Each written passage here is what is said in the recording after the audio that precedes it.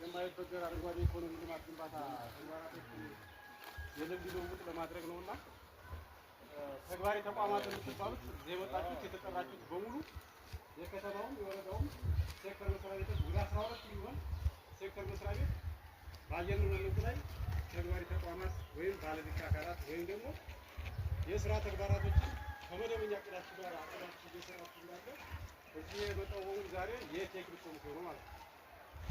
ይሄን የቴክኒክ ኮሚቴ ይዘን ደግሞ እዚህ አቶ እንዳለ ብርሃኔ ፕሮጀክት ጋር ተገኝተን እነዚህ የተለያዩ ስራዎችን እንጎበኛለን ማለት ነው። ከጎበኘን በኋላ መጨረሻ ላይ አንድ ቦታ ላይ ቁጭ ብለን የተለያዩ ሀሳቦችን ጥያቄዎችን አንስተን መጨረሻ ላይ እንለያያለን። ስለዚህ ከዚህ ጀምርና ያው ከዚህ ጀምረን የፕሮጀክት ባለቤት እያስጎበኘ እስከ መጨረሻ ይሄዳል ማለት ነው። ስለዚህ ወደ እሱ ጋር እንመራና ሁላችንም ተከታተሉ። የጥያቄ ነው ፕሮግራሙ ላይ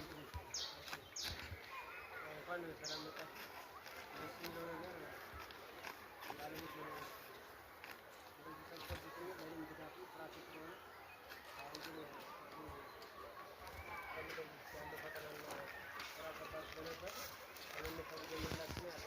ሙሉ ለሙሉ በኤሌፋንት ግላስና በሸንበቆ ነው የታሰረው መሬቱ። አንድም አፈር ወዴትም አይንቀሳቀስም።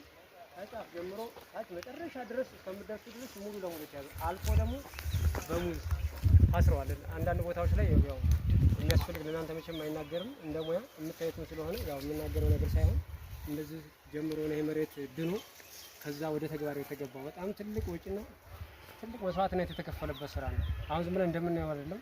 ግን አሁን ደግሞ እንደኔ ሐሳብ ማመጣው አርሶ አደሩ አሁን በገጠር ላይ እርከን ሰርቶ ነው የሚጠቀመው አይደል? ይሄንን መልመድ አለበት። በቃ አለምንም ወጪ አለምንም እንትን መስራት የሚቻል ይሄ ስለሆነ፣ ሁለተኛ ደግሞ ለከብቶቻቸው ምግብ መሆን ይችላል።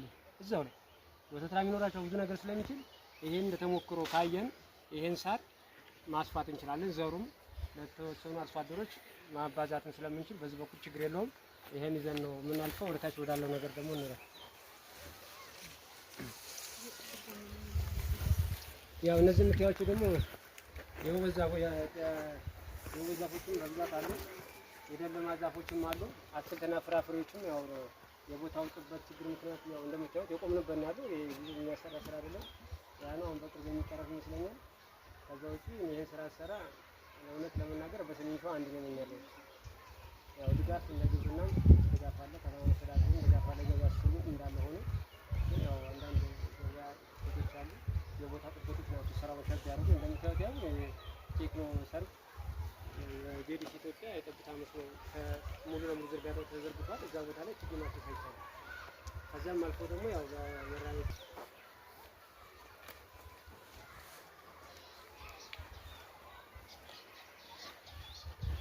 ይላችሁ ይሄ ባዮጋዝ የሚፈቀደው ያው በገጠር አካባቢ ሊሆን ይችላል። ግን ይሄ ሁሉንም የግብርና ዘርፍ ማንኛውንም ስለሸፈነ ለተሞክሮ ተብሎ የተሰራ ስራ ነው። ማንኛውም አርሶ አደር የትኛውም ቦታ ይምጣ የከተማውን ህዝብ ቅርብና አማካይ ቦታ ስለሆነ አስቦ የተሰራ ነው።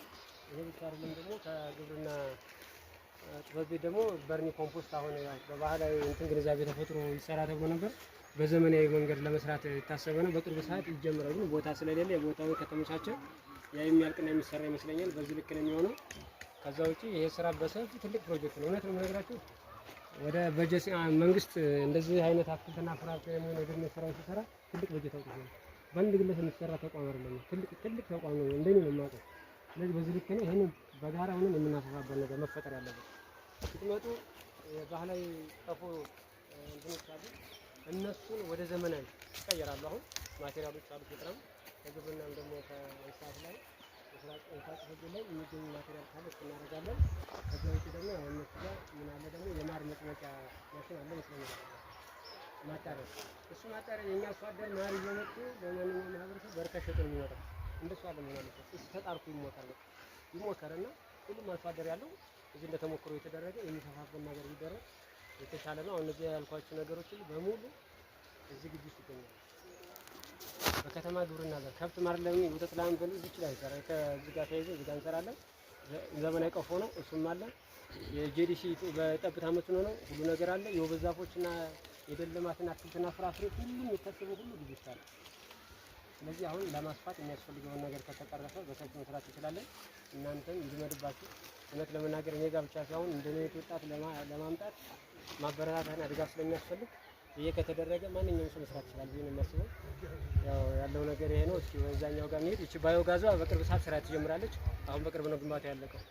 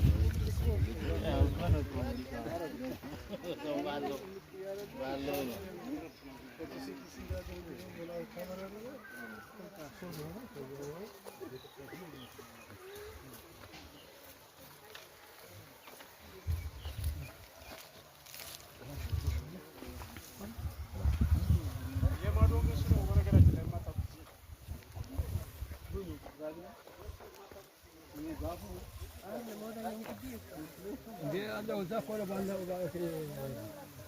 የውበት ዛፍ ምናምን የሚለባው እኮ ቡና ምናምን የመጀመሪያው እዛ ነው።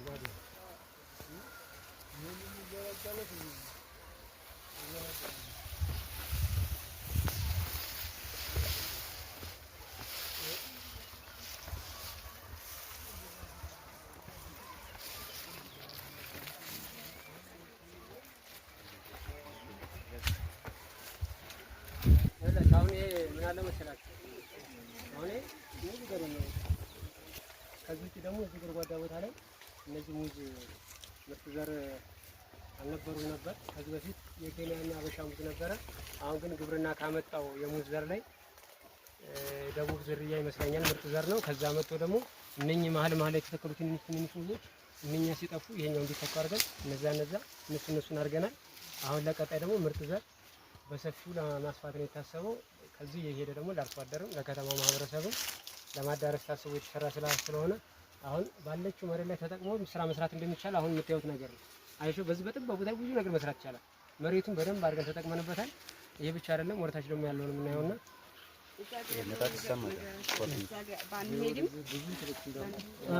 እዛ ጋር ቡና አለ። እሱ ላይ በጣም የሚገርም እንትን ነው። ቡናዎች አሉ። ባህላዊ ቀፎዎች እነዛ ናቸው። ያው መንገዱ ስላለ ነው።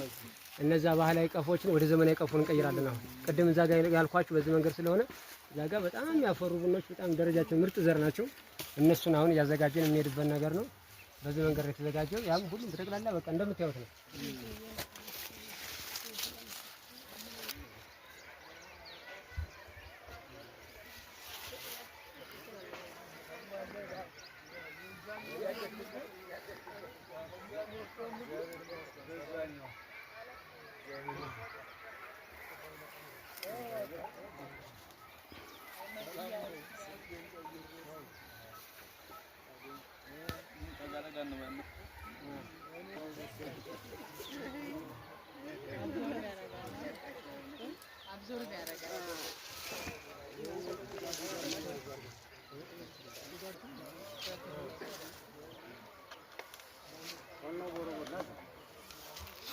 ላይ ደግሞ በሙዝ እና በሸንኮራ አገዳ አፈሩን በተሻለ ሁኔታ ላይ አካባቢ ጥበቃ ስራ የተሰራበት ስራ ነው።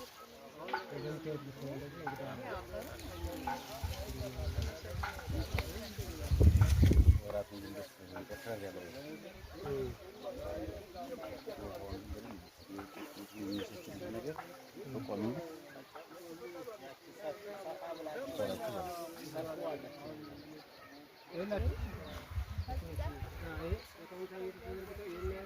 አንደኛ ደረጃ ትምህርት ቤት ባህር አለ፣ ምንጭ አለ። እሱ እየሳብኩ ነበር የማመጣው። ያው ትምህርት ቤቱም ችግር የለም፣ በፈቃደኝነት ፈቅዶ እየረዳኝ እየደገፈኝ ነው ያለ። ትልቅ ወጪ እየጠየቀ ስለሆነ በቃ ትክክለኛው ምንጭ ያለው ድፍድፉ እዚህ ላይ ነው። ቢያንስ አሁን የ2 ሜትር ቁፋሮ ብቻ ነው የሚቀርብኝ። እሱን ከቆፈርኩ በኋላ ምንም ሌላ ውሃ አያስፈልገኝም። በኤሌክትሪክ ሲስተም የዛ እየሳብኩ የማቀላቀልበት ነገር ይፈጠራል። እንደዛ ነው ስማርት ይመጣል።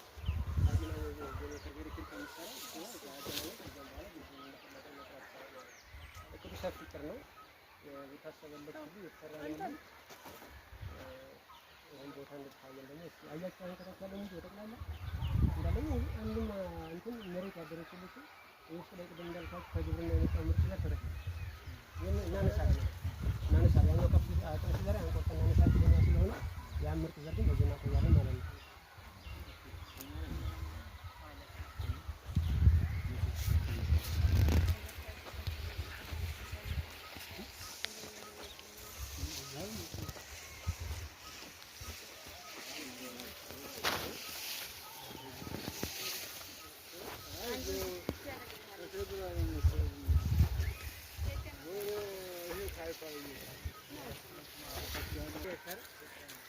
ይህን ዘር ነው አሁን ማህበረሰቡን ላሳደሩ እየተዳቀለ ማሰራጨት ከግብርና ባለሙያዎች አሉ። እነሱ ታገኛለች።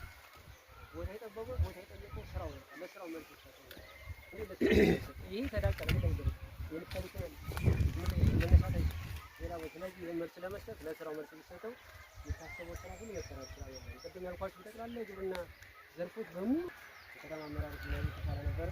ባለመኖራቸው የተወከሉ ሰዎች እህቶቻችን ስላሉ የሚያስተላልፉላቸው ሀሳብ ይመስለኛል። ጊዜ ገደብ አሁን ባለፈው መዳቀል ሲገባ ወደ ፍሬ ተቀየረ።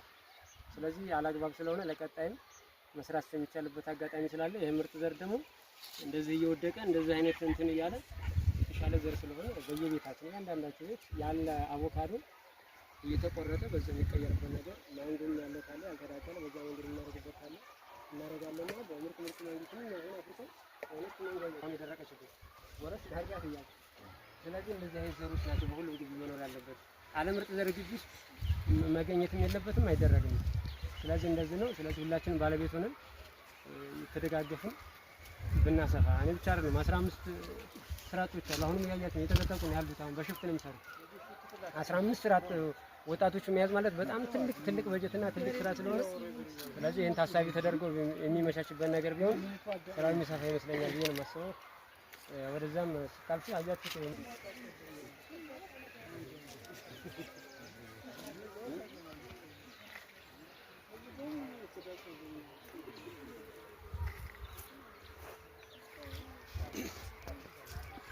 ሌላ የምታዩት ቃሪያና ቲማቲሙ ኦልሬዲ አብቅቷል።